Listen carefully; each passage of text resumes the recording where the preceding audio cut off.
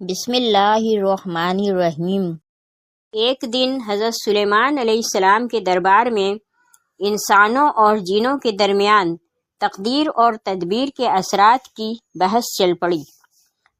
جنوں کے پاس بھی مضبوط دلائل تھے کہ اچھی اور محفوظ تدابیر سے تقدیر بدلی جا سکتی ہے، جبکہ کچھ انسانوں کی طرف سے بھی تقدیر کے اٹل ہونے پر مضبوط دلائل تھے۔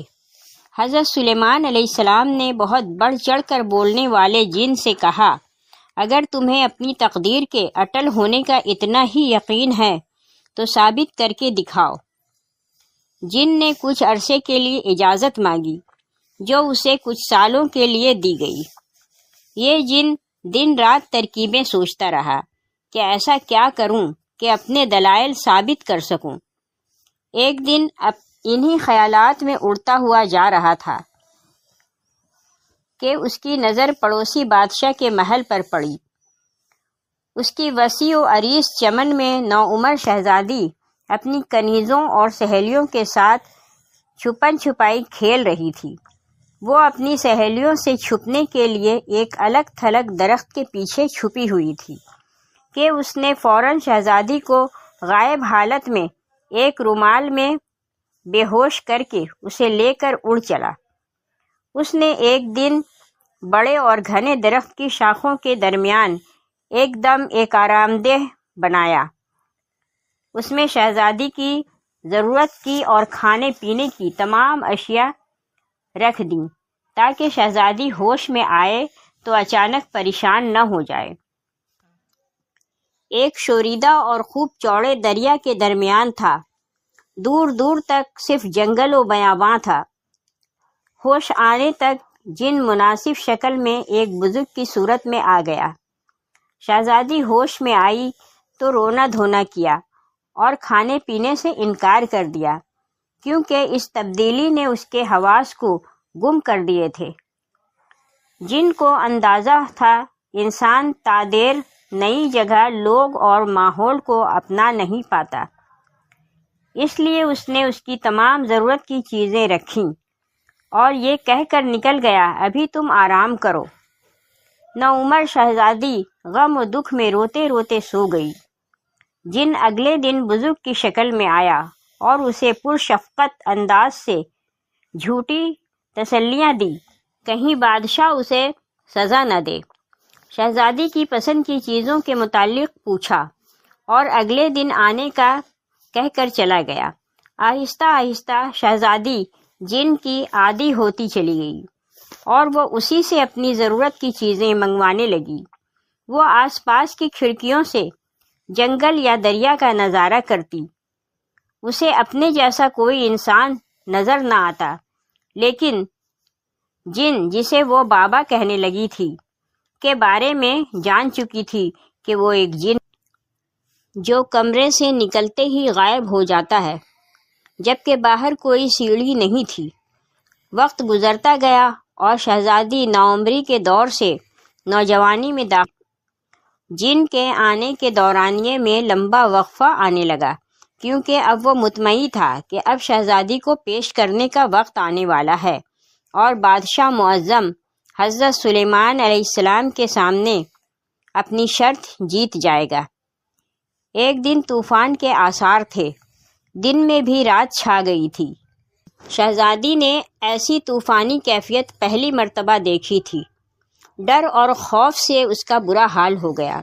کافی دیر گزر گئی کہ اس دوران اسے دروازے پر دستک سنائی دی۔ ایسا پہلی مرتبہ ہوا تھا کہ کسی نے دستک دی ہو، ورنہ جن تو خود بخود اندر آ موجود ہوتا تھا۔ شہزادی نے خوف و دہشت سے پوچھا، کون؟ تو اسے گھبرائی ہوئی آواز سنائی دی، ہمیں کچھ دیر کے لیے اندر پناہ دو، طوفان گزرنے تک ہم رکنا چاہتے ہیں۔ شہزادی نے دروازہ کھولا تو وہاں دو نوجوان بمشکل ٹہنی پر بیٹھے ہوئے تھے۔ دروازہ کھلتے ہی دونوں جوان اندر داخل ہو گئے۔ شہزادی نے ایک مدت کے بعد اپنے جیسے انسانوں کو دیکھا تو اسے اغوا ہونے سے پہلے کا وقت یاد آ گیا کہ انسان ایسے ہوتے ہیں۔ ان میں سے ایک نوجوان اچھے حلیے میں اور دوسرا انتہائی غریبانہ حلیے میں تھا۔ شہزادی نے امیر شخص کو، جو کافی زخمی تھا، اسے اپنے پاس موجود مختلف دوائیاں دیں تو غریب آدمی نے اپنے ساتھی کی مرہم پٹی کی، کچھ کھانا کھایا اور آرام کرنے لگے۔ دونوں جوان حیران تھے کہ اکیلی لڑکی کیسے اور کیوں یہاں اکیلی رہ رہی ہے، لیکن انہیں فی الحال طوفان سے پناہ مل گئی تھی۔ شہزادی نے اگلے دن ہی بتایا کہ میں ایک جن کی قید میں ہوں اور مجھے نہیں معلوم کتنا عرصہ گزر گیا، بس میں اس وقت اتنی سی تھی۔ شہزادی نے ہاتھ سے اشارہ کر کے بتایا تو نوجوان کو اندازہ ہوا کہ وہ اس وقت 7-8 سال کی ہوگی، اور اب ان کے اندازے سے 12 سال گزر چکے ہیں۔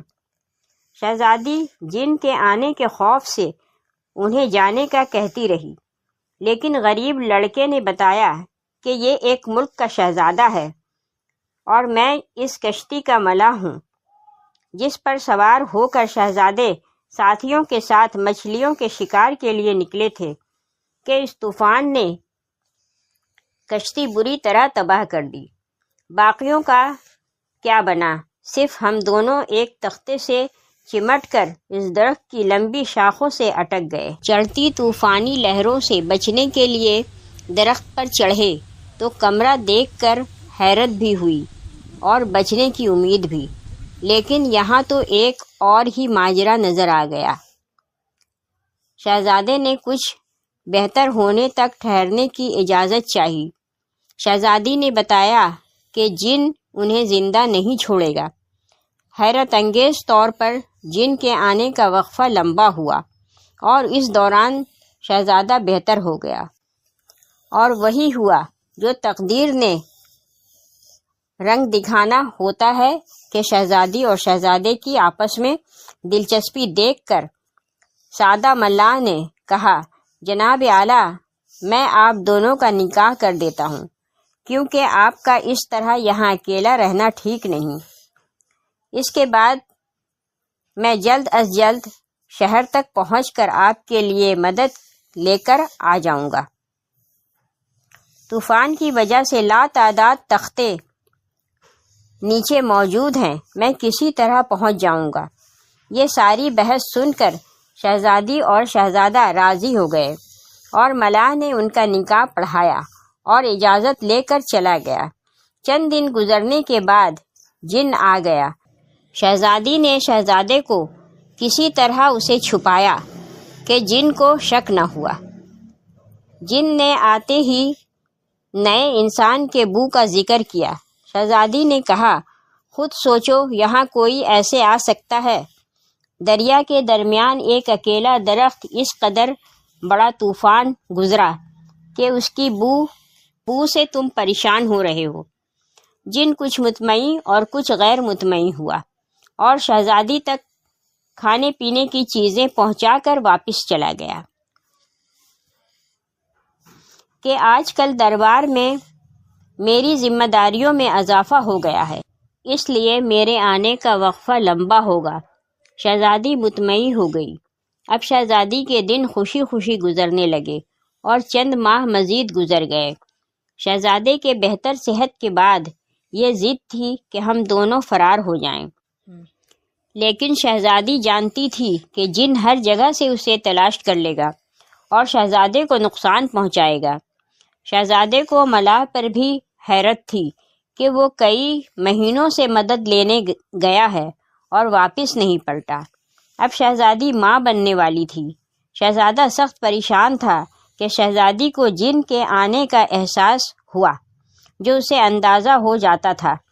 شہزادہ فوراً چھپ گیا اور جن نے شہزادی سے آ کر کہا، تیار رہنا، میں تمہیں اس کمرے سمیت اٹھا کر آج بادشاہ سلامت کے حضور پیش کرنے جا رہا ہوں۔ یہ ایک شرط تھی جو میں نے جیتنی تھی اور اب میں جیت گیا ہوں۔ اب تمہیں شاہی دربار میں لے جانے آیا ہوں۔ شہزادی حیران و پریشان تھی کیونکہ اس کے بچے کی پیدائش کا وقت قریب تھا۔ جن نے ایک نعرہ بلند کیا اور کمرہ ہاتھوں میں اٹھا کر پرواز شروع کر دی۔